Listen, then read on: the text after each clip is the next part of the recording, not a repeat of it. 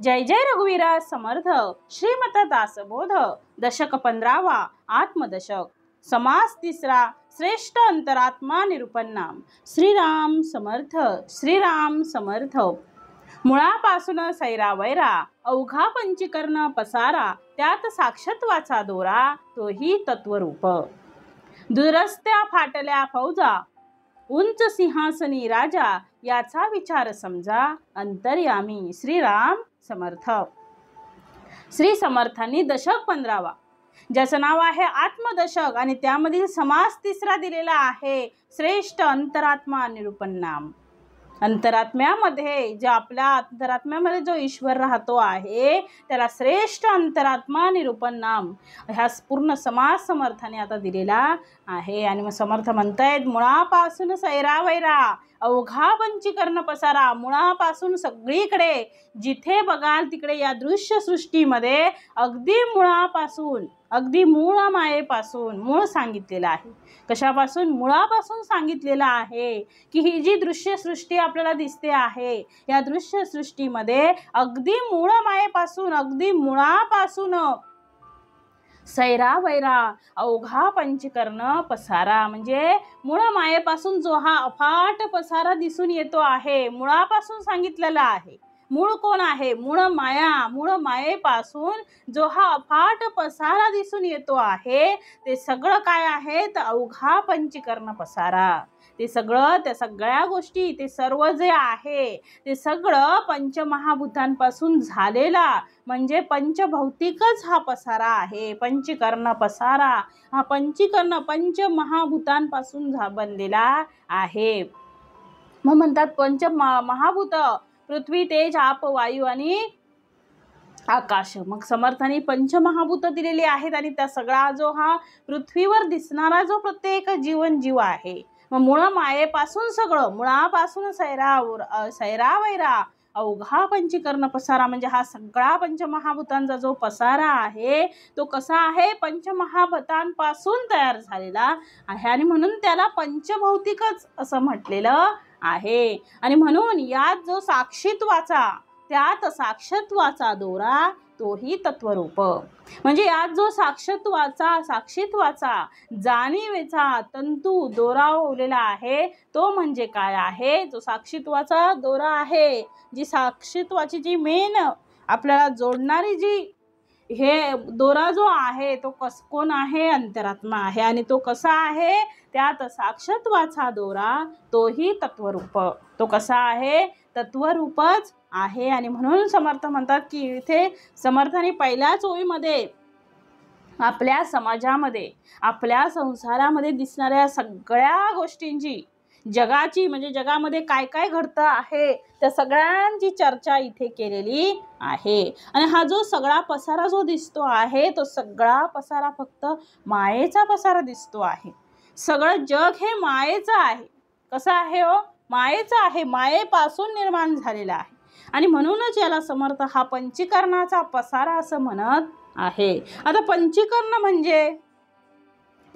म्हणजे आता सांगितलं पंचमहाभूतांचा पसारा जिथे आप तेज वायू आकाश आणि पृथ्वी ही 5 भूत समर्थ म्हणतात आणि 3 त्रिगुण कुठले आहेत? रजतम आणि सत्व तेनेची चाले जीवित्व असे मिळून अष्टधा प्रकृती निर्माण झाली आणि हा संपूर्ण अष्टधा प्रकृतीचा पसारा आहे। आणि त्यामध्ये मात्र समर्थ म्हणतात आहे त्यामध्ये काय आहे?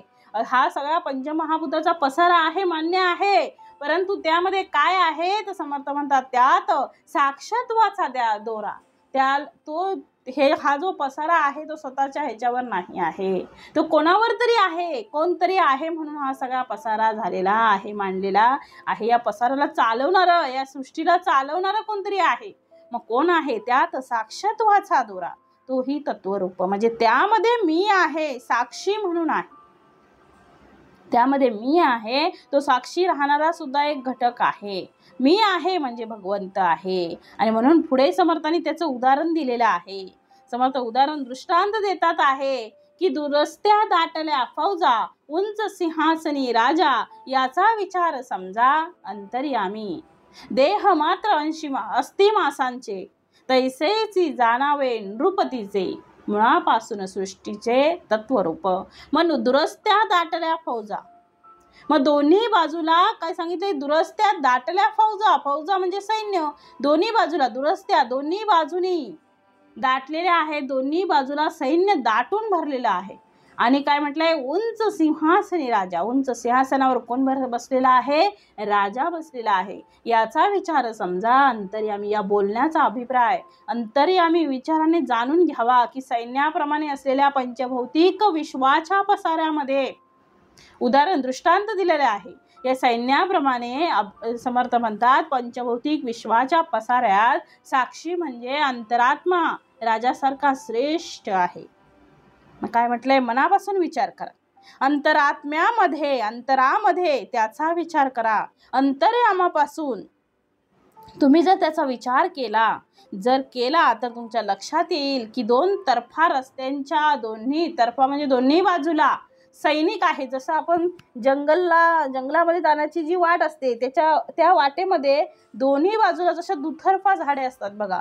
दोन्ही बाजूला अगदी गच्च भरलेली दुतर्फा झाडे आणि मध्ये रोड असतो. जंगलामध्ये गेल्यावर आपल्याला कळतं, जंगल साईड, फॉरेस्ट साईडला आपण गेलो तर आपल्याला ते समजून येतं की दोन्ही साईडला समर्थ म्हणतात दोन्ही तर्फाला, दोन्ही बाजूला सैनिक आहेत आणि सैनिकांची फौज आहे. आणि त्या सैनिकांची फौज आहे आणि त्यांच्या फौजेमधून उंचावर सिंहासनावर बसलेला राजा तोही सुद्धा त्यामध्ये आहे. त्याप्रमाणे समर्थ म्हणतात देह मात्र अस्ति मासांचे तैसे जी जाणावे नृपतीचे मुळापासून सृष्टीचे तत्वरूप. मग दुरस्त्या दाटल्या फौजा, उंच सिंहासनी राजा याचा विचार समजा. अंतर्यामी याचा विचार अंतरामध्ये करा आणि मग तुम्हाला समजेल तसा काय आहे. देह मात्र अस्ति माशांचे. दोन्ही बाजूला सैन्य दाटून भरलेला आहे आणि उंच सिंहासनावर कोण आहे? राजा बसलेला आहे. मग विचाराने जाणून घ्या की सैन्याप्रमाणे असलेल्या पंचभौतिक विश्वाच्या पसाऱ्यामध्ये साक्षी अंतरात्मा आहे म्हणजे तो राजासारखा श्रेष्ठ आहे. आणि म्हणून दिलाय देह मात्र अस्ति मांसाचे. काय म्हटले? देह कसे आहेत? सर्व देह अस्ति मांसांचे आहेत. म्हणजे कसे आहेत? समर्थ सांगतात देह अस्ति मांसांचे. सर्व देह हे अस्ति मांसाचे आहेत. आणि तसंच समर्थ म्हणतात आहे तैसे जी जाणावे नृपतीचे, तसंच राजाचेही समजावं. मुळापासून सृष्टीचे तत्वरूप. मग मूळ मायेपासून सर्व सृष्टी तत्वरूप म्हणजे पंचभौतिकच आहे. राजा आणि प्रजा या सगळ्याच कशा आहेत?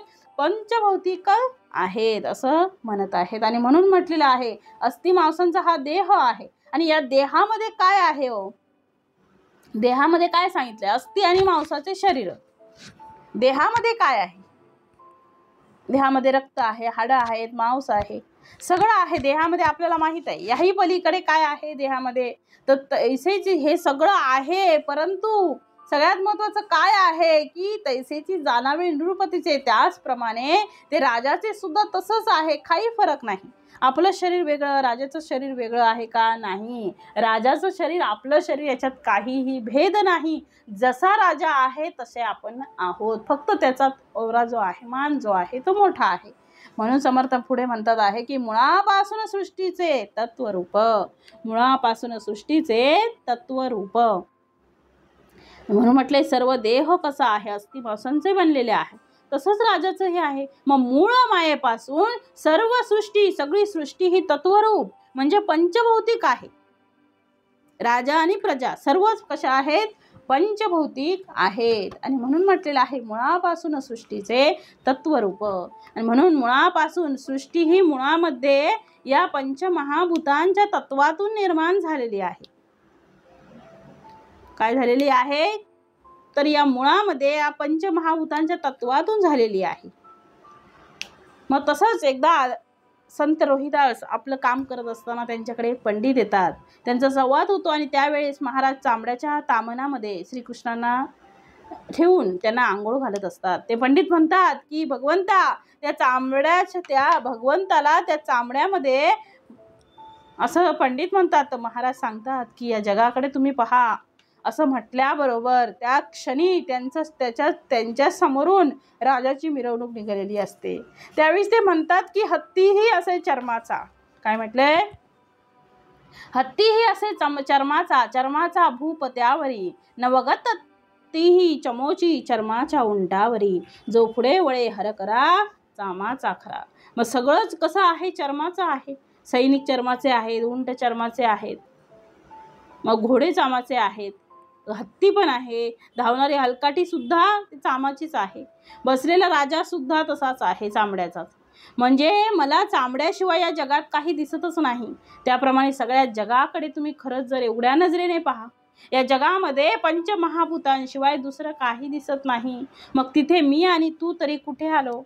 हे सगळं एकाच घटकापासून निर्माण झालेलं आहे. आणि म्हणून समर्थ पुढे सांगतात आहे, पुढे समर्थांनी म्हटलंय, रायाचे सत्तेने चालते परंतु अवघी पंचभूते, मुळी अधिक जाणीवेचे ते अधिष्ठान आहे. विवेके बहुत पैसावले, म्हणून अवतार बोलिले, मनु चक्रवर्ती झाले येणेची न्याये. मग काय म्हटले? रायाचे सत्तेने चालते, रायाचे सत्तेने चालते परंतु अवघी पंचभूते. राजाच्या सत्तेने हा सगळा कारभार चालतो आहे. पण सगळं काही कसं आहे? समर्थ म्हणतात सगळं काही पंचभौतिक आहे. सगळं कसं आहे? पंचभौतिक आहे. सगळं हे पंचभौतिक आहे. मूळ मायेच्या ठिकाणी इतरांपेक्षा जाणीवेचं अधिक अधिष्ठान हे वैशिष्ट्य आहे. आणि म्हणून म्हटलंय, राजाच्या सत्तेने सगळं सैन्य चालतं, राजाच्या आदेशाने सगळं सैन्य कार्यरत होतं. आणि हे जरी खरं असलं तरी सुद्धा रायाचे सत्तेने चालते परंतु अवघी पंचभूते. म्हणजे शेवटी जे चालणारे आहे ते सगळे पंचभूतच आहेत. आणि मग तो राजा सुद्धा त्यातला पंचमहाभौतिकच आहे. तो कसा आहे? तो सुद्धा वेगळा नाही. आणि म्हणून समर्थ म्हणतात आहे की रायाचे सत्तेने चालते परंतु अवघी पंचभूते, मुळी अधिक जाणीवेचे ते अधिष्ठान आहे. मुळी अधिक जाणीवेचे ते अधिष्ठान आहे. म्हणजे फक्त जाणीवेचा जर आम्ही विचार केला, काय बोललंय समर्थांनी? फक्त जर जाणीवेचा विचार केला तर ती जी जाणीव आहे ती जास्त आहे. तो राजा झाला जिथे जाणीव कमी आहे, तो तिथे बाकी त्यांच्या सैनिक झाला म्हणून जाणीव वाढली की आपण भगवंत स्वरूप होतो. जाणीव कमी झाली की आपण सामान्य जीव होतो. अगदी सोपा आणि सरळ आहे. आणि म्हणून समर्थ म्हणतात की मी तुमची जाणीव जी आहे ती विशाल करा, की तुमची जाणीव जी आहे ना ती विशाल करा. आणि ती जाणीव म्हणजे काय? तर तुमचं अंतःकरण आहे. आपल्या मनाचं उल्लंघन करणं आहे, आपलं मन विशाल करणं आहे, हे जाणीवेला व्यापक करणं आहे. म्हणून जाणीव व्यापक कधी होईल? जेव्हा या विश्वामध्ये असलेले सगळे लोक हे तुमचे आहेत असं समजेल, किंवा त्याही पेक्षा पुढे जायचे असेल तर तुमच्या शिवाय जगात कुठेच नाही आहे. जे दिसते आहे तो सुद्धा मी आहे, पाहतोय तो सुद्धा मी आहे, अशा प्रकारची वृत्ती जेव्हा माणसाची स्थिरावते त्यावेळेस भगवंत रूप मनुष्य होतो. आणि म्हणून म्हटलेलं आहे, रायाचे सत्तेने चालते परंतु अवघी पंचभूते, मुळे अधिक जाणीवेचे ते अधिष्ठान आहे. विवेके बहुत पैसावले, म्हणून अवतारी बोलिले, मनु चक्रवर्ती झाले येणेच न्याये. काय म्हटले? विवेके बहुत पैसावले, विवेके बहुत पैसावले, विवेकाने जे व्यापक झाले त्यांना अवतारी म्हणतात. आणि या न्यायानेच मनु आदींना चक्रवर्ती म्हटलेलं आहे. मग पुढे म्हटले, विवेके बहुत पैसावले, अनेक राजे होऊन गेले, मनुसारखे चक्रवर्ती राजे होऊन गेले. विवेकानं आम्ही जर पाहिलं तर जे अवतारी होऊन गेले त्यांची जाणीव इतकी व्यापक होती आणि म्हणून त्यांना अवतारी असं म्हटलं जातं. कारण जाणीव म्हणजे गुण आहे आणि नेणीव म्हणजे अज्ञान आहे. अवगुण आहेत आणि भगवंत गुण स्वरूप आहे. जितके गुण जास्त तितका भगवंताचा अवतार जास्त. किती सोपं गणित आहे. मला भगवंत स्वरूप व्हायचे का? मग भगवंताजवळ ज्या गोष्टी आहेत त्या माझ्या जवळ आल्या पाहिजेत. आणि भगवंत हा गुण संपन्न आहे. त्याला निर्गुण आम्ही जरी म्हणत असलो तरी तो निर्गुण म्हणजे सगळ्या गुणांचा समुदाय आहे. अध्यात्मामध्ये आणि मराठी व्याकरणामध्ये थोडा फरक पडतो. निर्गुण म्हणजे गुण नाही असा, पण अर्थ नाही इथे याचा. निर्गुण याचा अर्थ अनंत गुणांचा समुदाय. पाण्याला रंग कोणता आहे? आहे का हो पाण्याला रंग? कुठलाच नाही. पाण्यात जो रंग टाकाल त्याप्रमाणे पाणी होतं. मग वाऱ्याला कुठला गंध आहे? तर जो गंध त्याच्यात मिसळला जातो तो गंध वाऱ्याला येतो. त्याप्रमाणे त्या आत्म्याला जे गुण लावाल त्या गुणाप्रमाणे तो आत्मा होतो. मग तो जो आत्मा आहे तो भगवत स्वरूप व्हायचा असेल तर सर्व गुणांनी तो युक्त असला पाहिजे, सर्व गुण संपन्न. म्हणून या सर्व गुणांना युक्त असलेला जो परमेश्वर आहे ते माझं खरं रूप आहे. पण ते खरं रूप तेव्हा कळू शकेल तर जेव्हा मी गुणवंत होईल. अवगुणाला ते कळू शकत नाही. आणि म्हणून म्हटलेलं आहे, विवेके बहुत पैसावले म्हणून अवतारी बोलिले, मनु चक्रवर्ती झाले येणेची न्याये. जेथे उदंड जाणीव जेथे उदंड जाणीव तेची तितुके सदैव, थोडे जाणीवेने नरदेव होती लोक.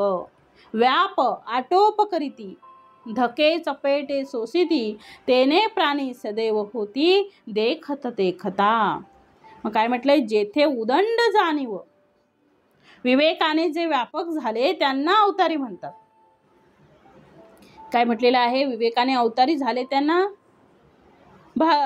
काय म्हणतात? अवतारी म्हणतात. आणि त्याप्रमाणेच मनु जे चक्रवर्ती म्हटलं जातं. आणि म्हणून म्हटलेलं पुढे, जेथे उदंड जाणीव, ज्याच्या ठाई उदंड जाणीव असतं, ज्याच्या ठाई उदंड जाणीव असते तेची तितुके सदैव, ते भाग्यवान आहेत.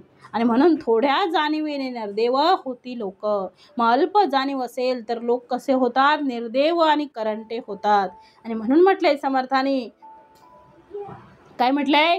जेथे उदंड जाणीव, अशा प्रकारची जेथे उदंड जाणीव आहे. उदंड जाणीव या शब्दाचा अर्थ भरपूर त्याच्यामध्ये गुण आहेत. त्याचं मन कसं आहे? विश्वव्यापक झालेलं आहे. आणि माऊली म्हणून म्हणतात आहे, विश्वची माझे गर, ऐसी मती जयाची स्थिर, किंबहुना चराचर आपणची झाला. मग कोणीही शिल्लक नाही, तोच राहिलेला आहे. आणि या जगामध्ये जाणीवेचा विचार केला आणि जाणीवेच्या पातळीवर आम्ही जाऊन बोललो तर आम्हाला माझ्याशिवाय या जगात असं काहीही दिसत नाही. आणि म्हणून पुढे म्हटलंय, जेथे उदंड जाणीव, काय म्हटलेलं आहे? जेथे उदंड जाणीव तेची तितुके सदैव, थोडे जाणीवेने नरदेव होती लोक. मग ज्याच्या ठाई उदंड जाणीव असते ते भाग्यवान आहे. अल्प जाणीव असेल तर नाही. ते कसं आहेत? मग पुढे दिलेलं आहे, समर्थांनी सांगितलेलं आहे.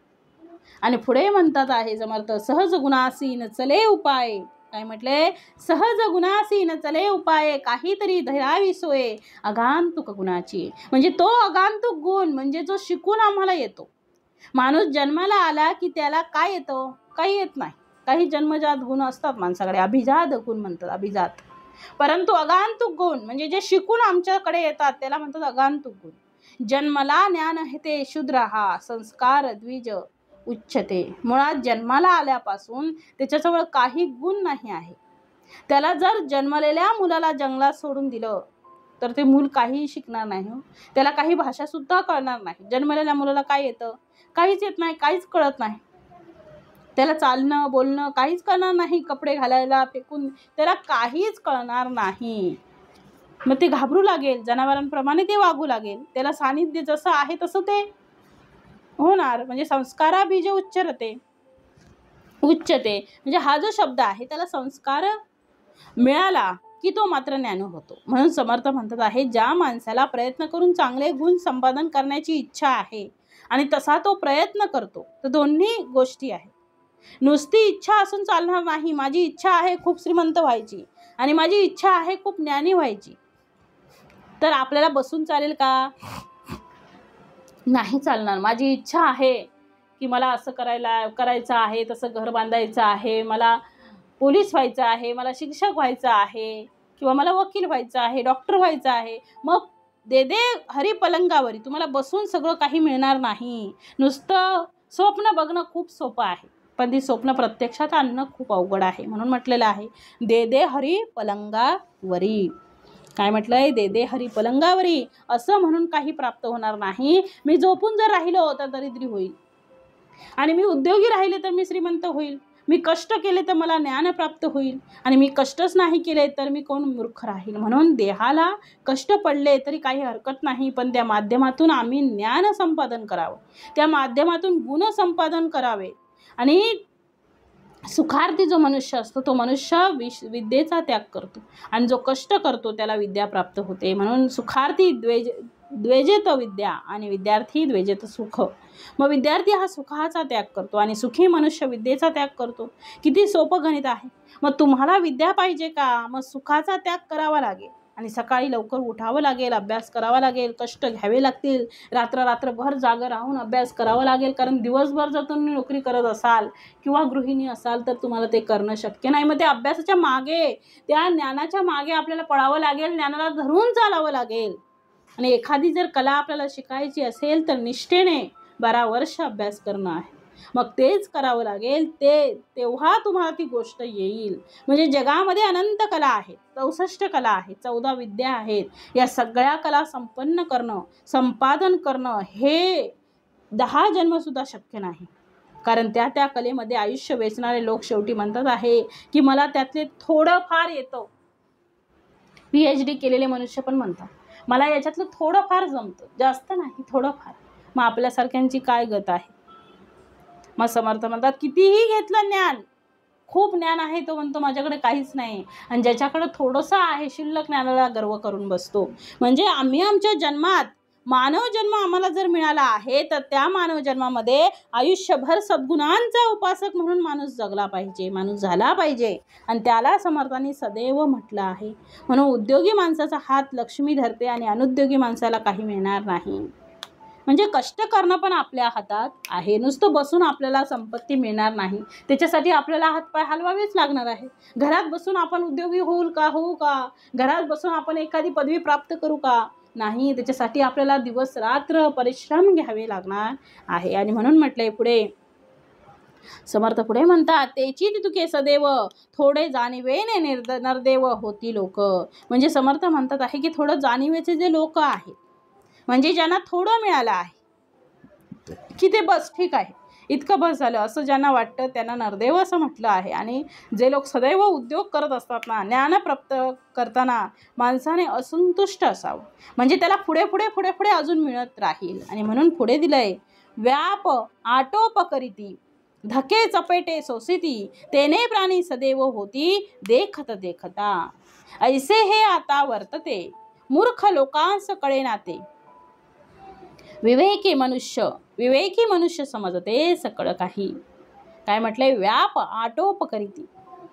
जे लोक खूप प्रयत्न करतात, व्याप वाढवतात, व्याप आटोप, धके चपटे सोसती, निरनिराळे धक्के चपेट सोसतात, तेच लोक पाहता पाहता काय होतात, तेने प्राणी सदैव होती देखत देखता. तेने प्राणी सदैव होती, काय म्हटलंय, देखत देखता.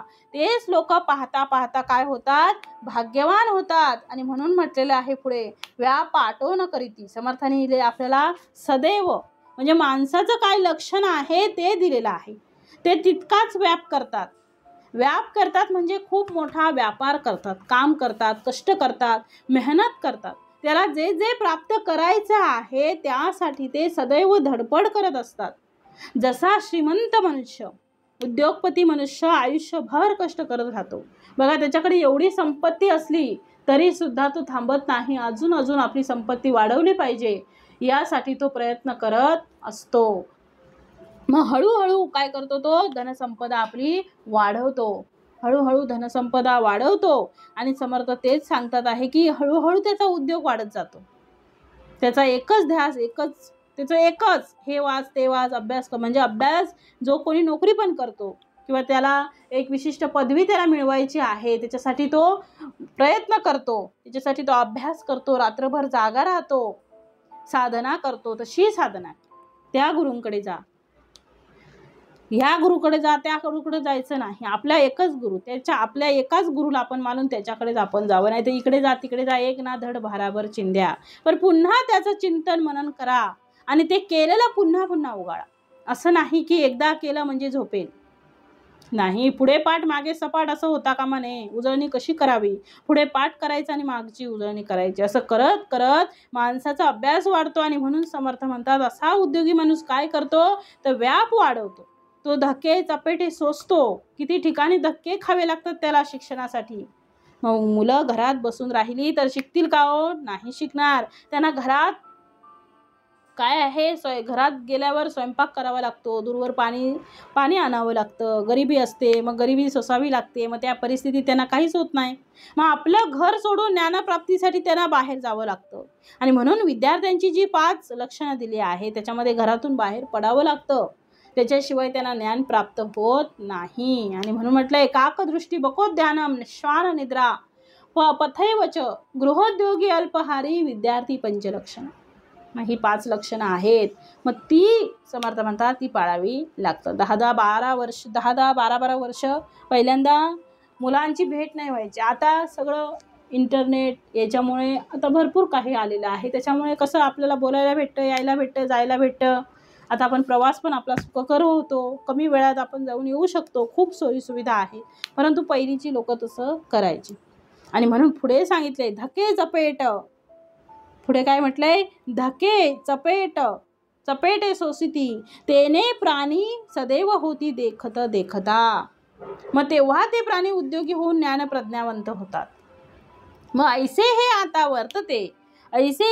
वर्तते मूर्ख लोकांस कळे नाते. विवेकी मनुष्य समजते सकळ काही. थोर लहान बुद्धी पासी सगट कळेना लोकांसी. आधी उपजले तयासी थोर म्हणती. मग ऐसे हे आता वर्तते. आजकाल सुद्धा असेच घडत असतं की मूर्ख लोकांस कळेना ते. मूर्ख लोकांना ते मात्र कळत नाही. विवेकी मनुष्य समजते सकळ काही. जो विवेकी मनुष्य असतो त्याला सगळं काही कळतं. आणि म्हणून म्हटलंय, विवेकी माणसांना हे सगळं समजेल. अविवेकी जो मनुष्य आहे, मूर्ख मनुष्य आहे, त्याला ते करायचं आहे. कशाला अभ्यास करायचा, कशाला ज्ञान मिळवायचं, कशाला कष्ट करायचं, असं म्हणून तो मनुष्य आहे ती तुके मिळवतो आणि तो संतुष्ट राहण्याचा प्रयत्न करतो. मग समर्थाने आळशी माणसं अजिबात समर्थांना पसंत नाहीत. समर्थांना दीर्घोद्योगी माणसांचा लोभ आहे. जे सदैव प्रयत्नशील आहेत त्यांच्याबद्दल प्रेम वाटतं. समर्थांनी जे शिक्षण दिलं ते अशा प्रकारे कष्टाळू माणसांना सांगितलेलं आहे. आणि म्हणून पुढे म्हटले समर्थांनी, द्रव्य लागते घराला, द्रव्य लागते स्त्रियेला, द्रव्य लागते वस्त्राला. कष्ट करून निघावे का जोगी होऊन जगावे. म्हणून कष्टाला महत्त्व द्या आणि त्याच्यातून गुणसंपन्न व्हा, असं समर्थ म्हणतात आहे. आणि म्हणून पुढे दिलं आहे, ऐसे हे आता वर्तते मूर्ख लोकांस कळे नाते. विवेकी मनुष्य समजते सकळ काही. थोर लहान बुद्धिपासी सगट कळेना लोकांसी. आधी उपजले तयासी थोर म्हणती. मग थोरपण लहानपण हे सगळं बुद्धीवर अवलंबून असतं. हे सगळं सर्वांना कळतं. आणि आधी जो जन्म दिला आहे, आला असेल, त्याचं वय जास्त आहे, त्याला लोक थोर म्हणतात. म्हणून पुढे म्हटलं आहे, थोर लहान बुद्धीपासी सगट कळेना लोकांसी. कोणाला काही कळत नाही. थोर लहान बुद्धीपासी वये धाकुटा नृपती. रुद्ध तयास नमस्कार करीती. विचित्र विवेकाची गती कळली पाहिजे. म्हणजे राजा वयाने लहान असला तरी वृद्ध माणसं त्याला नमस्कार करतात. का करतात? कारण त्याची कीर्ती महान आहे. त्याने आपलं सगळं हे वैभव स्वतः निर्माण केलेलं आहे. वये धाकुटा नृपती. तो जरी वयाने लहान असला तरी वृद्ध तयास नमस्कार करीती. तरी वृद्ध माणसं त्याला काय करतात? नमस्कार करतात. विचित्र विवेकाची गती कळली पाहिजे. विवेकाची तऱ्हा अशी विचित्र आहे ती समजली पाहिजे. आणि म्हणून म्हटले, वये धाकुटान नृपती. मग श्री समर्थांनी या समासामध्ये सुरुवातीला सांगितलेलं आहे की जाणीव असली पाहिजे. ती जाणीव जितकी व्यापक कराल तितकं आपण भगवंताच्या जवळ जाणार आहोत. जाणीव व्यापक असणं आणि त्यामुळे ती जाणीव व्यापक करण्यासाठी आपल्याला सदैव भावना पाहिजे. आणि म्हणून समर्थ म्हणतात, जेथे उदंड जाणीव. काय म्हटलेलं आहे? जेथे उदंड जाणीव तेची तितके सदैव. म्हणजे जेवढी जाणीव उदंड आहे तितके ते सदैव आहेत. याचा अर्थ त्यांना अधिकाधिक गुणसंपन्न होण्याची त्यांना लालसा आहे, विद्यावंत होण्याची त्यांची काय आहे, इच्छा आहे. आणि म्हणून म्हटलंय ऐसे हे आता वर्तते. मूर्ख लोकांचं कळेना ते, मूर्ख लोकांना ते कळत नाही. आजकाल सुद्धा असंच घडत आहे. पण मूर्ख लोकांना कळतं का? नाही. जो विवेकी आहे, विवेकी मनुष्य समजते सकळ काही. जो विवेकी माणूस आहे त्याला सगळं कळतं आहे. आणि म्हणून पुढे म्हटलंय मूर्ख लोकांना काय सांगावं, त्यांना काही फरक पडत नाही कशाचाही. ना त्यांना अध्यात्माची गरज वाटते, ना देवाची गरज, ना पूजेची गरज, ना गुणांची, ना फक्त इंद्रिय सुख, खाओ पिओ मजा करो. काही लोक आहेत ज्यांना खरंच वाटतं अध्यात्माशिवाय आपण जगू शकत नाही. काही लोक आहेत ज्यांना सगळ्यांची आस, सगळ्यांना धरून ते आहे, परंतु काही खाओ पिओ मजा ऐश करो. म्हणून समर्थ म्हणतात ऐसे हे आता वर्तते. मूर्ख लोकांस कळेना ते, विवेकी मनुष्याला ते समजतं सकळ काही. आणि म्हणून समर्थांनी जिथे तिथे विवेक हा शब्द वापरलेला आहे. आपल्याला ते कळलं पाहिजे, विवेकाने आपण ते जाणलं पाहिजे. आणि समर्थांनी जिथे जिथे विवेक आहे, विवेक शब्द वापरला, तिथे समर्थांनी म्हटलंय समजणं आणि उमजणं. समजून उमजून ते सगळं झालं पाहिजे. त्याला समजलं आहे, त्याला उमजलं आहे, त्याला विवेकी मनुष्य म्हटलेला आहे. म्हणून विवेकाने माणसाला सगळं कळतं, तो त्याप्रमाणे वागतो. आणि म्हणून पुढे म्हटलेलं आहे थोर लहान बुद्धीपासी, सगट कळेना लोकांसी, आधी उपजले तयासी थोर म्हणती, वये धाकुटा नृपती, वृद्ध तयास नमस्कार करीती, विचित्र विवेकाची गती कळली पाहिजे. मग थोर लहान बुद्धीपासी, मग काय म्हटलेलं आहे, थोरपण लहानपण हे सगळं काय आहे, बुद्धीवर अवलंबून असतं. थोर लहान बुद्धीपासी, सगट कळेना लोकांसी, हे सगळं लोकांना कळतं. आधी उपजले तयासी थोर म्हणती, म्हणजे आधी जे जन्माला आले आहेत, म्हणजे ज्यांचं वय जास्त आहे त्यांना लोक थोर म्हणतात. मग वये धाकुटा नृपती, वयाने जरी लहान असला तरी वृद्ध माणसं काय करतात, नमस्कार करतात. आणि म्हणून म्हटलंय लहान असेल किंवा थोर असेल, तो लहानपण आणि थोरपण कोणासाठी कोणाकडे आहे, तर समर्थ म्हणतात बुद्धीपासी आहे. सगट कळेना लोकांसी, आधी उपजले तयासी थोर म्हणते. आधी उपजला म्हणजे आधी जन्माला आलेला. आपण थोर म्हणलो, आपण थोर कोणाला म्हणतो, ज्येष्ठ कोणाला म्हणतो, जो मोठा आहे त्याला आपण ज्येष्ठ म्हणतो. आता मोठा म्हणजे कोण, तो ज्येष्ठ हा वयाचा जो संबंध आहे. इथे समर्थ याला थोरपण देत नाही, समर्थ देतात थोरपण देतात बुद्धीपासी. आणि म्हणून संत ज्ञानेश्वर माऊली किती वयाने लहान होत्या, 14 नसे वय त्यांचं 14 वर्ष नसेल. त्यांच्यासोबत योगीराज चांगदेव महाराजांचं वय 1400 वर्षांचं होतं. वयात एवढं अंतर, कल्पना करा कोण मोठा आहे. योगीराज चांगदेव महाराज मोठे होते. बरं, ते योगीराज महाराज नुसते वयाने मोठे नाही आहेत, तर ते योगीराज आहेत. साहजिकच अहंकार आला. आपण संत ज्ञानोबांची कीर्ती ऐकली की रेड्याच्या पाठीवर हात ठेवल्याबरोबर तो वेद बोलू लागला आहे, अशी कीर्ती ऐकल्याबरोबर चांगदेव महाराजांच्या मनात आलं, अशा ज्ञानी लोक महाराजांना आपण भेटावं. म्हणून ज्ञानियांच्या राजाला भेटायचं असेल तर असंच जाऊ का, मी माझं सगळं वैभव घेऊन जाईल. जर आपण एखाद्या मोठ्या माणसाच्या जर भेटीला जात असेल तर आपल्याजवळ जे काही चांगलं आहे ते आपण परिधान करतो बघा.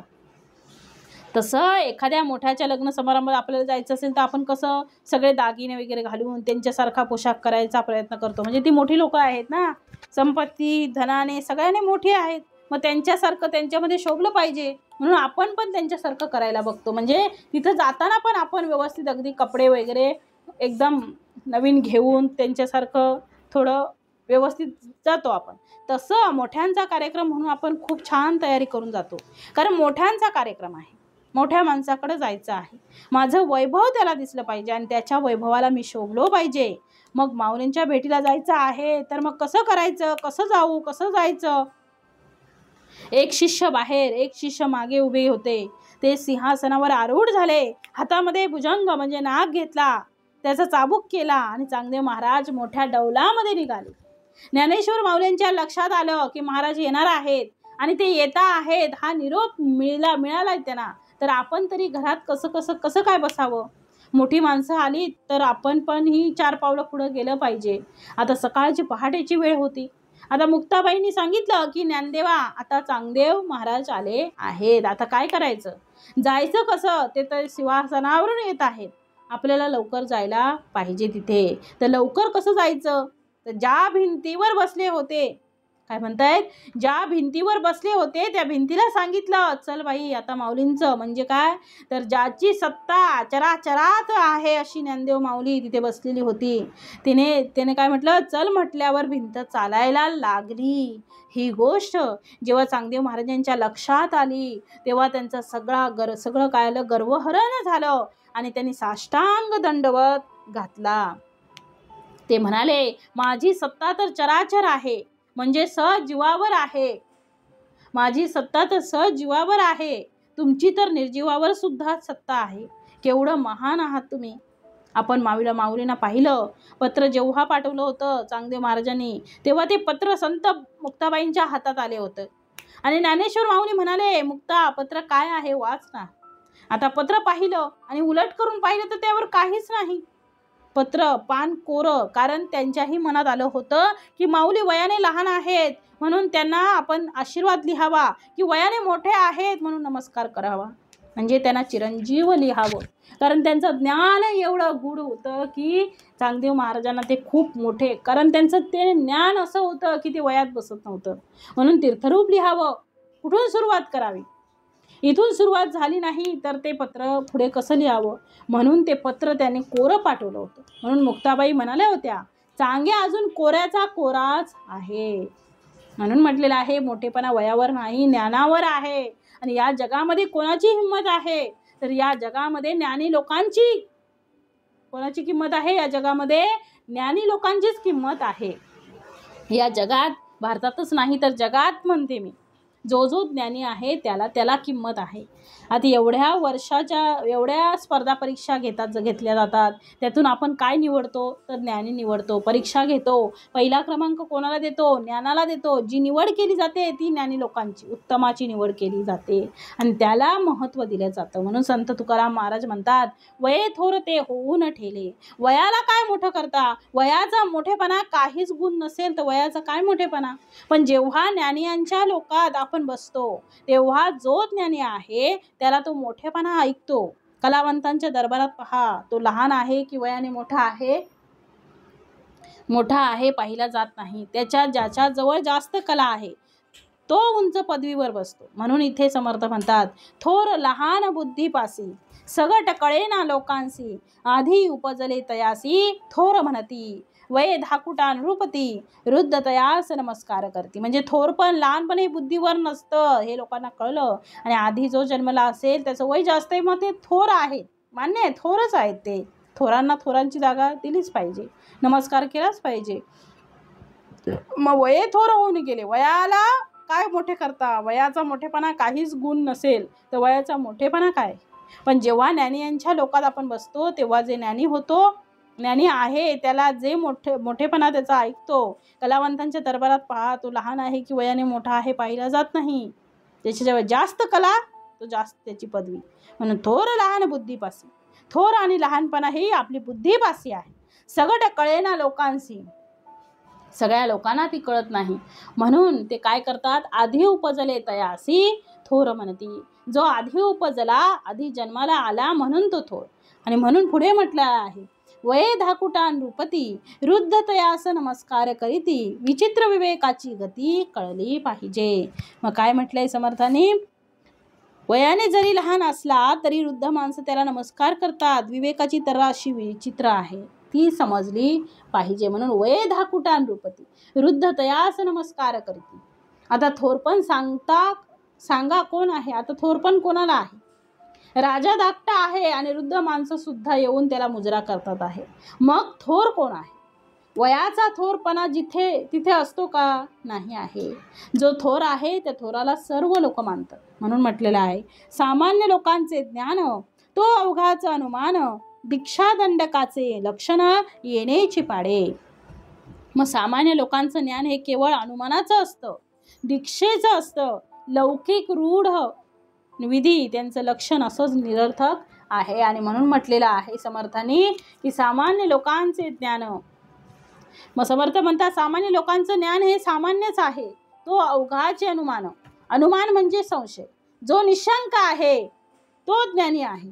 खरे हुशार विद्यार्थी ऑप्शन न पाहता उत्तर लिहितात हो, पण तिथे 4-4 त्यांना ऑप्शन दिलेले असतात, परंतु एखाद्याला नेमकं ते कळत नाही.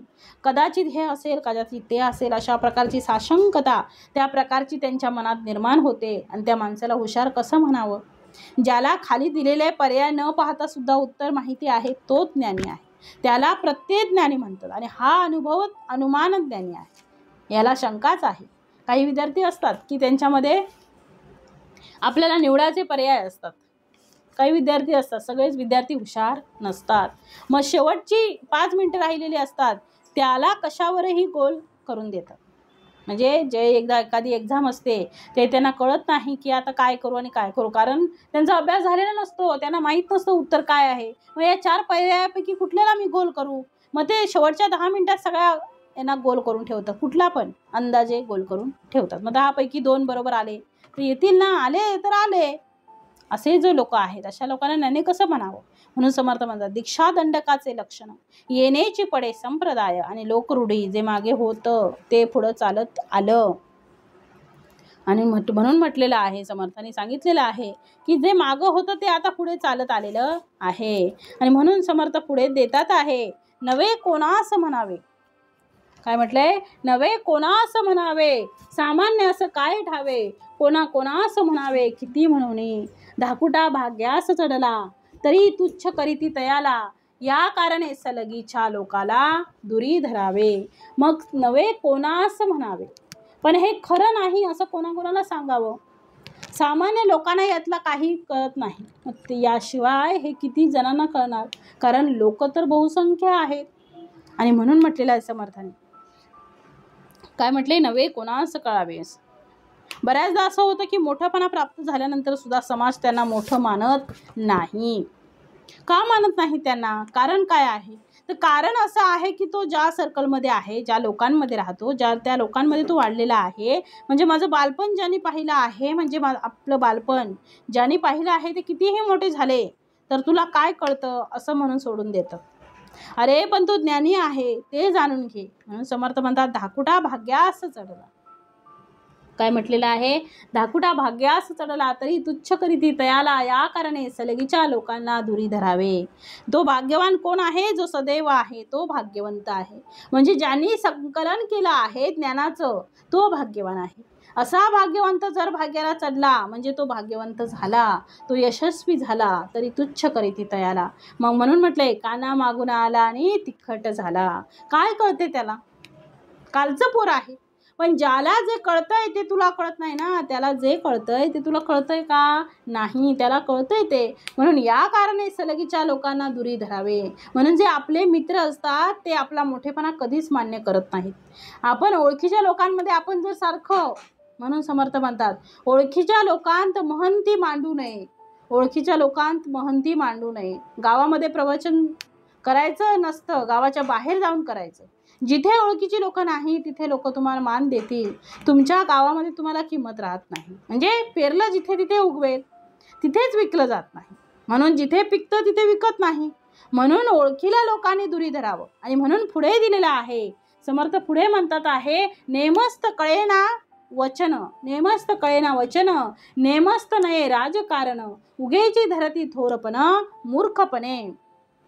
मग धड व्यवस्थित नेमकं नेमस्त, मग कळेना राजकारण, उगाच धरती थोरपण मूर्खपणे, नेमस्त कळेना वचन. चांगलं वचन कळत नाही, व्यवस्थित कळत नाही, नेमस्त नाही राजकारण, उगेची धरती थोरपण मूर्खपणे.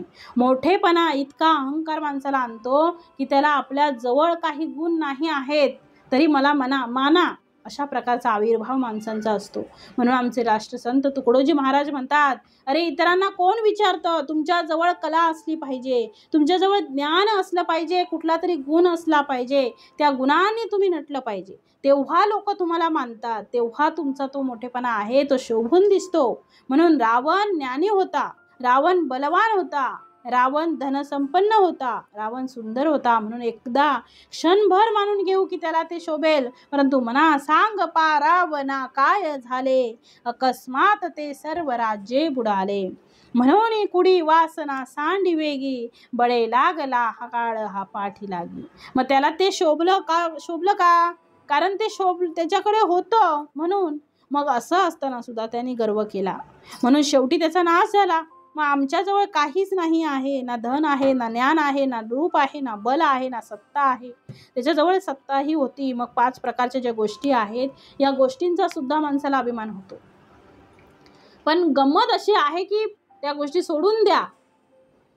ज्ञान असेल तर अभिमान येतो, कारण ज्ञानाला सगळ्यात जास्त अभिमान येतो. मी ज्ञानी आहे कारण त्याला सगळ्यात जास्त अभिमान असतो. धनवानाला अभिमान असतो, माझ्याजवळ धन भरपूर आहे. धनाचा गर्व असतो, सौंदर्याचा कोणाला गर्व असतो, सुंदरता असेल तर अजून गर्व. मीच माझ्या रूपाची राणी ग, मी कशाला आरशात पाहू ग, मीच माझ्या रूपाची राणी ग.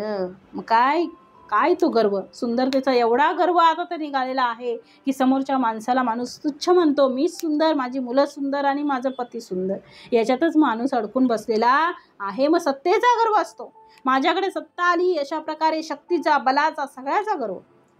कशाचा गर्व नाही माणसाला, जे नाही त्याचा सुद्धा गर्व. मी खात नाही, मी येत नाही, मी जात नाही, याचा सुद्धा गर्व. मग उगेची धरी ती थोरपणा मूर्खपणे, उगच का मोठेपणा दाखवता, मोठेपणा धारण करता. तुम्ही मोठे तैसे नाही, तसं नाही. तुम्ही गुणसंपन्न व्हा, ज्ञानसंपन्न व्हा, मग लोक तुम्हाला मानतील. काही अभ्यास करणे नको, काही कष्ट करणं नको, पाठांतर करणं नको, मेहनत नको, तरी लोकांनी मला मानलं पाहिजे. हा केवळ काय आहे, मूर्खपणा आहे. आणि म्हणून समर्थ तेच सांगतात आहे की असं करू नका. आधी कष्ट करावे मग फळ भोगावे. म्हणून आधी कष्ट मग फळ. कष्टाची नाही ते निर्फळ, साक्षेपे मिळे केवळे मोठा पृष्ठ. मग सुजून आलेला लठ्ठपणा म्हणजे काय, पहलवानकी आहे का, नाही, ती सूज आहे. त्याला गोडवा नाही आहे, त्यामुळे अनारोग्य आपल्याला प्राप्त होईल याची भीती असली पाहिजे. वडिलपण नाही, काय म्हटलंय, वडिलपण नाही, धाकुटपण नाही, ऐसे बोलती त्यास नाही शहाणपण. मग काय म्हटलंय, वडिलपण नाही, धाकट्याला धाकटपण नाही. मग जे लोक समर्थ म्हणतात की वडील माणसांना कुणी वडील म्हणून मान देत नाही, किंवा लहानांना आपलं लहानपण सोडलं त्यांना शहाणपण नाही असं समजावं, म्हणून म्हटलेलं आहे समर्थाने.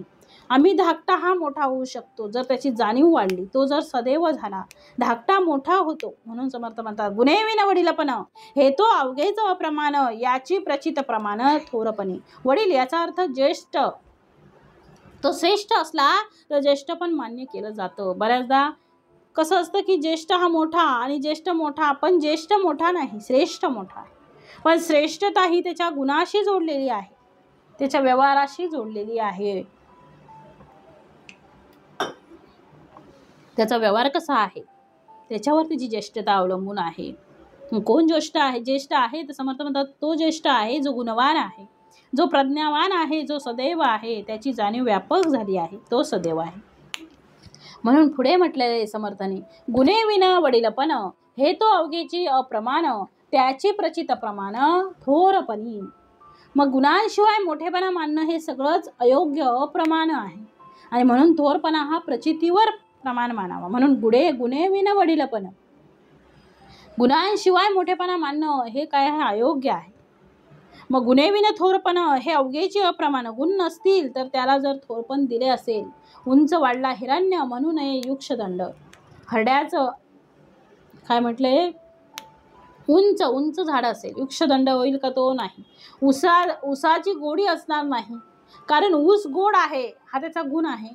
तो गोडवा त्या ऊसाच्या पोटी जन्माला आलेला आहे. तो ऊसामध्ये असा एक दांडा असतो उसासारखा, तोही ऊसासारखाच वाढतो, ऊसासारखाच मोठा होतो. पण त्याला मलाही ऊस म्हणा, पण जेव्हा तो कापतो, जेव्हा त्याला कापलं जातं तेव्हा आपण म्हणतो, अरे हा ऊस नाही आहे, हा फेकून द्या, हा कंस आहे. मग मोठेपणा हा जो आहे तो शेवटी गुणाशी आहे. गुणेविन वडीलपण हे ते अवघेचे अप्रमाण, याचे प्रचित प्रमाण थोरपणी. तथापि वडिलांस मानावे, वडिले वडीलपण जाणावे, नेनता पुढे कष्टावे थोरपणी. मग तथापि वयाने वडील असणाऱ्यांनाही मान द्यावा, पण वडील माणसांनी आपल्या वडीलपण खरं नव्हे हे जाणून घ्यावं, नाहीतर म्हातारपणी त्रास होईल. म्हणून पुढे एक लक्षात घ्या, समर्थांनी वडील जे मोठे आहेत, ज्यांच्याकडे तुलनात्मक गुण जरा कमी आहे, त्यांना तुच्छ माना असं म्हटलेलं नाही. म्हणजे जे ज्येष्ठ आहे ते ज्येष्ठच आहेत, वडीलधारे आहे. आता लहान आणि ते आपलं ज्येष्ठत्व त्यांनी प्राप्त केलेलं आहे, श्रेष्ठत्व. जे गुणवंत नाही ते वयाने मोठे झाले आहेत, त्यांना काही किंमत नाही असं आहे का? नाही, असं अजिबात नाही. म्हणून मोठ्या माणसाने लहान माणसांच्या गुणांचा गौरव करावा, लहान आणि मोठ्यांना आदर द्यावा. आपण म्हणतो ना, तुझे गुण कौतुक करण्यासारखे आहेत, मग लहान मुलांची पाठ थोपटतो. याचा अर्थ काय? तर जे ते माझ्याकडे नाही आहे, तुझी पाठ थोपटल्याशिवाय मला पर्यायच नाही. तो मोठा आहे, मग तो नंतर करतो तुम्हाला, कारण तुम्ही मोठे आहात. वयाने आणि आशीर्वाद द्याल तर अजून मोठं होईल, सदैव हो. मग जे वडील आपल्या पुत्राकडून पराभूत होतात, वडील धन्य आहे. जे तो गुरु धन्य आहे, जो शिष्याकडून पराभूत होणं याचा अर्थ वडिलांपेक्षा मुलगा मोठा होणं आणि गुरुपेक्षा शिष्य पुढे जाणं. म्हणून गुरुने त्याला मोठेपणा द्यावा, त्याचे गुण गावेत आणि मग सन्मार्ग दाखवावा. म्हणून पुढे म्हटलंय, तथापि वडिलांचं मानावे. म्हणून वडिलांचं मानावे, वडिलांना वडीलपण जाणलं पाहिजे. त्यांनी आपल्याला मोठं मानलं ना, मग आपणही मोठेपण टिकवलं पाहिजे. ते मला म्हणतात मोठे, मग माझं मोठेपण कशात आहे ते समजलं पाहिजे. म्हणून नेनता पुढे कष्टावे थोरपणी. म्हणून नेनता होऊ नये, जाणता व्हावं. काय व्हावं? जाणता व्हावं. नेनत्यामध्ये आपण अडकू नये. नेनता अडकून काय करायचं आहे? जाणता व्हावं. आणि म्हणून म्हटलेलं आहे समर्थाने, म्हणून पुढे दिलेलं आहे, तस्मात तथापि वडिलांचं मानावे, वडिले वडीलपणा जाणावे, नेनता पुढे कष्टावे थोरपणी. तस्मात वडील अंतरात्मा, जेथे चेतला तेथे महिमा, हे तो प्रगटाची आहे आम्हा शब्द नाही.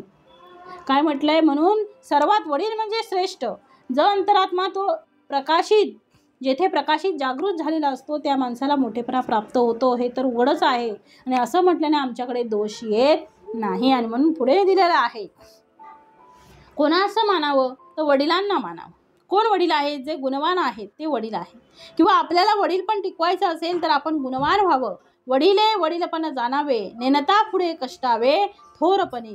मोठं झाल्यानंतर म्हणजे म्हातारं झाल्यानंतर आपल्याला कष्ट होतील, म्हणून आपण बालपणीच त्याची काळजी घेतली पाहिजे आणि बालपणापासूनच आपण चांगले गुण संपादन केले पाहिजेत. इतकं साधं सरळ समर्थ सांगतात. आणि म्हणून पुढे म्हटलंय, तस्मात वडील अंतरात्मा, तस्मात वडील अंतरात्मा, जेथे चेतला तेथे महिमा, हे तो प्रगटेची आहे आम्हा शब्द नाही. म्हणून सर्वात वडील म्हणजे श्रेष्ठ अंतरात्मा आहे.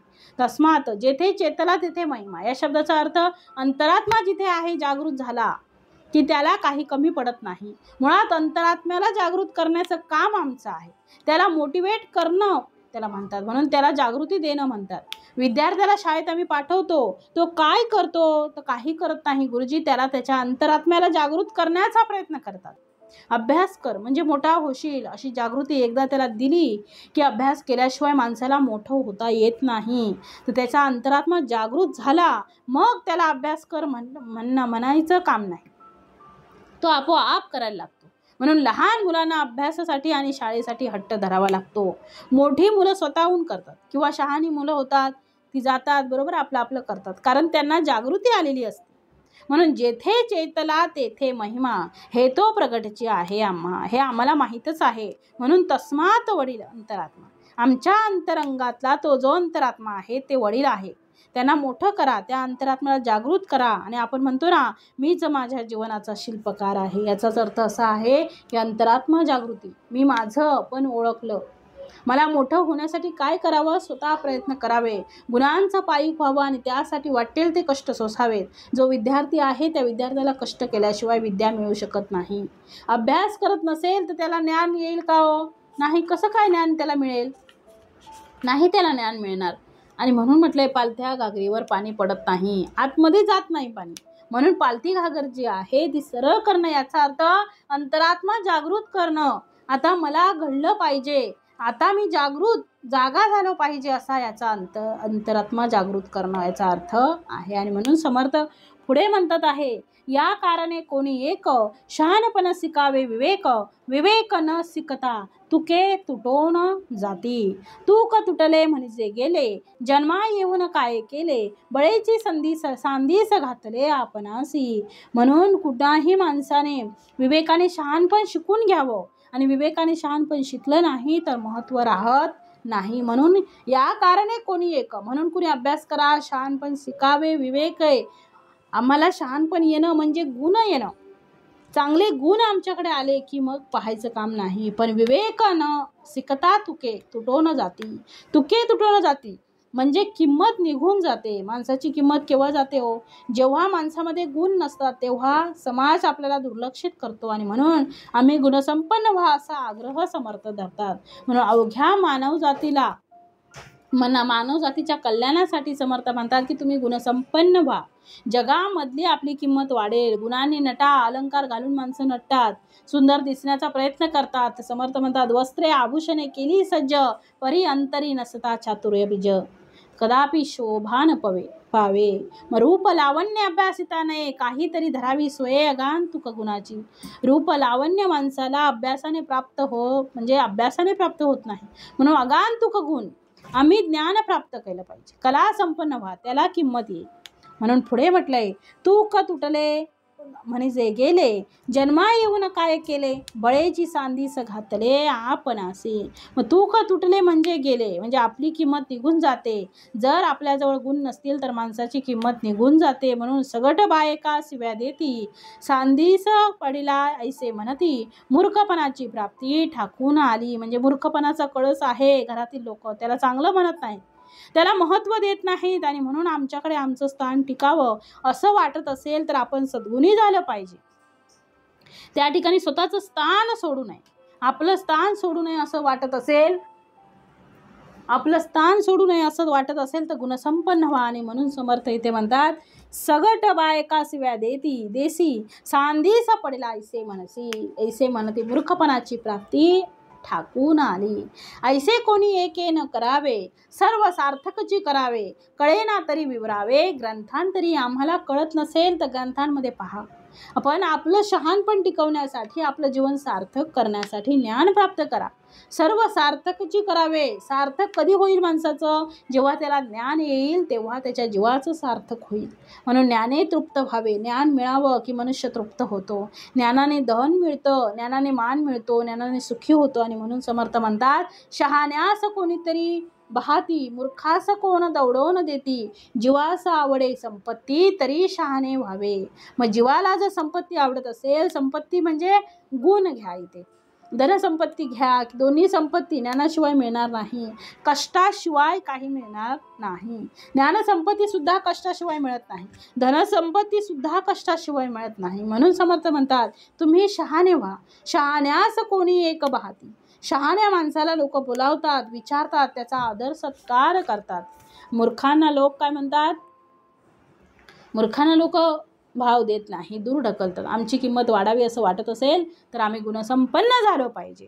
आणि म्हणून काय म्हणतात, शहाण्या माणसाला सर्व बोलावतात, मान देतात, मूर्खाला नाही. मग प्रत्येक जीवाला मोठेपणा आवडत असतो, म्हणून प्रत्येकाने शहाणं व्हावं.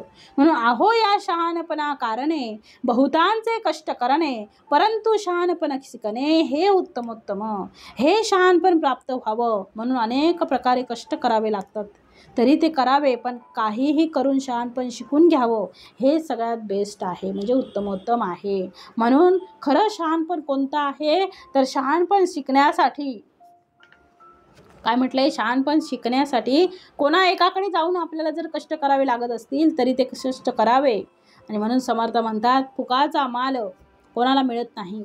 फुकटाचा मिळतो का, आधी कष्ट करावे मग फळ मिळतं. म्हणून जर तुम्ही कष्ट करत असाल तरच ते फळ मिळणार. म्हणून जो बहुतांश मानला तो जाणावा शहाणा झाला, जनी शहाण्या मनुष्याला काय होणे. ज्याला सगळी लोक मानू लागतात, लोक त्याची किंमत करतात, त्याला नमस्कार करतात, या बसा म्हणतात, आदर सत्कार त्यांचा करतात, सगळी लोक त्यांची किंमत करतात, याचा अर्थ तो बहुतांश मानला आहे. म्हणजे सगळ्यांना तो आवडतो आहे, सगळ्यांना हवा हवासा वाटतोय आहे, याचा अर्थ तो गुणवान झालेला आहे. आणि म्हणून समर्थ म्हणतात, असा जो मनुष्य आहे, जनी शहाण्या मनुष्याला काय होणे, त्या माणसाला काही कमी नाही. आपलं हित न करी लौकिकी, तो जाणावा आत्मघातकी, मूर्खा एवढा पातकी अनेक नाही. म्हणून समर्थ म्हणतात, ज्याला हे कळत नाही, आपलं हित न करी लौकिकी, या जगामध्ये आपलं हित ज्याला कळत नाही तो आत्मघातकी आहे. म्हणून म्हटलंय, आपण संसारी कष्ट तो लोका करवी रागे जो न घेतो, जनामध्ये शहाण्या तो ऐसे न करी. शहाणी माणसं काम करतात आणि सन्मान मिळवतात, पण जो शहाणा नाही, ज्ञानी नाही, तो फक्त कष्ट करतो आणि वरून लोकांची बोलणी पण काढून घेतो. आणि म्हणून पुढे म्हटलंय की शहाणपण प्राप्त व्हावं म्हणून अनेक प्रकारे कष्ट करावे, ते लागले तरी ते करावं, पण काही करून शहाणपण शिकून घ्यावं, हे सगळ्यात उत्तम आहे. आणि म्हणून पुढे म्हटलेलं आहे, जो बहुतांश मानला तो जाणावा शहाणा झाला, जनी शहाण्या मनुष्याला काय होणे. मग तुम्ही समर्थ म्हणतात आहे पुढे की मी तुम्हाला आता सहजतेने ओघाने आलो आणि म्हणून सांगितलं, पटलं तर घ्या, नाही पटलं तर सोडून द्या. तुम्ही जाणते श्रोते आहात, लक्ष करणारे आहात, न सांगता सुद्धा तुम्हाला समजते आहे. मग जर हे सांगितलं ते कळते का पहा, ते गुण आम्ही जे संपादन केले तर आमची किंमत जगात आहे. म्हणून तो श्रेष्ठ अंतरात्मा कोणाला आहे, तर भगवंत आहे. तो श्रेष्ठ अंतरात्मा आमच्यामध्ये आहे, त्याला जागृत करा. तो जागृत झाला की सगळं आपल्याला येतं. आणि म्हणून पुढे म्हटलेलं आहे समर्थाने, जो बहुतांश मानला तो जाणावा शहाणा झाला, जनी शहाण्या मनुष्याला काय होणे. जो अनेकांना मान देतो तो शहाणा झाला असं समजावं. जो शहाणा असतो त्या माणसाला जगात काही उणे पडणार आहे. मग आपले हित न करी लौकिकी, तो जाणावा आत्मघातकी, या मूर्खा एवढा पातकी अनेक नाही. मग लौकिकात जो आपले हित करीत नाही तो आत्मघातकी जाणावा, असं या मूर्खा एवढा पातकी दुसरा कोणी नाही. म्हणून आपण संसारी कष्ट तो, आपण संसारात कष्ट करतो, लोका करवी रागे जो न घेतो, पण लोकांकडून रागावून घेतो. जनामध्ये शहाणा तो ऐसे न करी, ऐसा शहाणा माणूस करीत नाही. साधका शिकविले स्वभावे, मानेल तरी सुखे घ्यावे, मानेना तरी सांडावे एकीकडे. म्हणून श्री समर्थ सांगतात की मी साधकांना सांगतात की स्वाभाविकपणे मी हे शिकवलं आहे, त्यांना पटलं तर तुम्ही सुखाने घ्या, जर पटलं नाही तर सोडून द्या. आणि म्हणून पुढे शेवटच्या ओवीमध्ये म्हणतात, तुम्ही श्रोते परमदक्ष. काय म्हटलंय, तुम्ही श्रोते परमदक्ष, लक्षास लाविता लक्ष, हे तो सामान्य प्रत्यक्ष जाणत असा. आपण सर्व श्रोते परमदक्ष आहात. आपण अलक्ष अशा परब्रह्माकडे लक्ष लावित असता, ध्यान करीत असता. मग मी जे सांगितलं आहे ते तर अत्यंत सामान्य आहे, ही गोष्ट तर आपण प्रत्यक्ष जाणतात. म्हणून इति श्रीदास बोधे गुरु शिष्य संवादे श्रेष्ठ अंतरात्मा निरूपण नाम समास तिसरा. जय जय रघुवीर समर्थ.